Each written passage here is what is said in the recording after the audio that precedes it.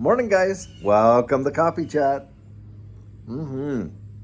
Guys, this is a pretty special kind of coffee chat because although it's Monday, it is still the weekend. We're on Labor Day. And for all of you out there, I sure hope you have a fantastic Labor Day. Well, guys, considering that it is Labor Day, I wanted to touch on a subject that has come up as of late in a lot of various articles, this whole idea of quiet quitting. Now, as I understand it, and please correct me if I'm wrong, quiet quitting is when you slowly just decrease your level of commitment and productivity, I guess, if you want to call it that way, or involvement, where you're basically working to rule. You're just doing the absolute minimum of what you get paid for, and they call that quiet quitting. Well, guys, I wanted to address that, but I want to take it at a little bit of a different angle. Now, I want to imagine you and I in a retail situation. Now, if we're going out to shop for something and we're going to a retailer, are we going to go to the retailer who gives us the absolute worst service, who really doesn't have a smile or a good attitude about us bringing our business to them, and is not interested in whether we walk out of the door satisfied or not? Well, for most of us guys, we'd say, there's no way we're going to touch a retailer like that. Why? Because we value our hard earned dollars. Customer service does matter. And hey, most of us are looking to get the biggest bang for our buck, and that makes common sense to us. And so there's a competition among retailers to provide that. So we go into a retailer who shows us, hey, welcomes us at the door. If we can't find something, they walk us down the aisle to where it is. You know, when it comes to making the purchase, they tell us all the pros and cons, and they give us some level of guarantee before we walk out the door that if you're not satisfied, hey, you all come back and we'll help you out. And in fact, if we can't help you, we'll even give you a refund. Those are the retailers that we go for.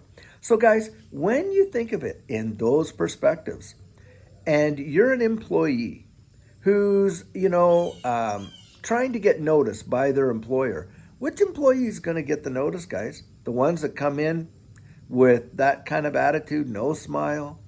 They could care less whether they're at the job or not, and puts in the absolute bare minimum because they're disgruntled somehow. They, maybe they were overlooked for promotion, or they haven't been able to get a raise in a little while, or whatever the reasons are, and they call that quiet quitting. Guys, in my view, that is not quiet quitting. That is not standing up for anything of significance, because we have to admit there's competition in the workplace.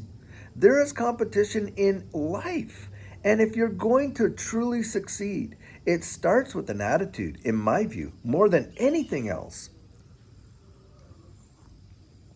Now, having said that, that does not mean there are not abusive employers out there. And I'll tell you what, if I'm working for an abusive employer, I'm not going to quiet quit. I'm going to come right out and quit. And I'm going to let them know exactly why. But a lot of folks don't because, well, they're beholden to that paycheck. They can't quiet quit.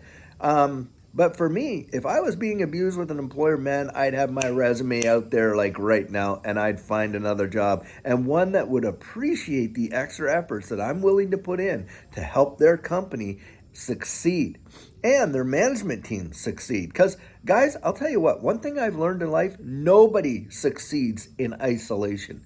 It takes a team effort to succeed. It either is family, friends, co-workers. There are people in your life that are helping you to get up that next rung on that ladder. No one does it by themselves, guys. No one. So that's kind of my thinking on it. Now, I want to hear what you guys have to say about this whole idea of quiet quitting. To me, it sounds more like some sort of a new way of saying, hey, I'm not motivated, I have no ambition here, I'm disgruntled, I'm unhappy, and, frankly, I don't give two blah, blah, blah, blahs.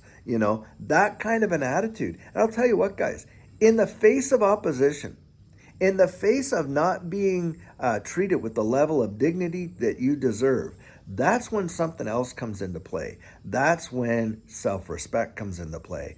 And for my self-respect, I am not going to bring myself to the lowest common denominator. No, I'm going to excel And if I'm in an environment where that level of excellence, that excelling, is not going to be acknowledged or appreciated over a long period of time, then I think it's time for me to say, hey, I'm not going to quiet quit. I'm going to come right out and tell them I'm leaving, and I'm leaving for these reasons. And you're going to lose talented staff because you're not appreciating the excellence that they're willing to put forward.